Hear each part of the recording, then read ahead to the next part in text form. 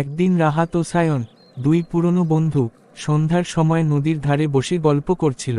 সায়ন, তোকে একটা প্রশ্ন করি, জীবন আসলে কি? জীবন? কঠিন প্রশ্ন করলি। তুই বল তো, তোর কাছে জীবন কি? আমার মনে হয় জীবন হলো একটা পথ, যেটা আমাদের হাঁটতে হয়, নানা রকম অভিজ্ঞতা নিতে হয়, তারপর একদিন শেষ হয়ে যায়। তুই বললি জীবন একটা পথ, কিন্তু তুই কি জানিস, পথ কখনো নিজে থেকে গন্তব্য ঠিক করে না। পথ শুধু সামনে এগিয়ে যায়, আমরা নিজেরাই ঠিক করি কোন দিকে যাব। তাহলে কি জীবন কেবলই একটা নির্ধারিত পথ, নাকি আমরা নিজেরাই গন্তব্য ঠিক করি? বুঝতে পারছি, হয়তো জীবন শুধু পথ নয়, এটা আমাদের সিদ্ধান্তের ফল। কিন্তু বলতো, যদি আমরা ভুল সিদ্ধান্ত নেই? ভুল আর সঠিক বলতে আসলে কিছু নেই বন্ধু, সব সিদ্ধান্তই আমাদের শেখায়।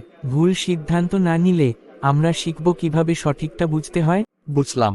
তাইলে কি জীবন মানে শেখার জায়গা?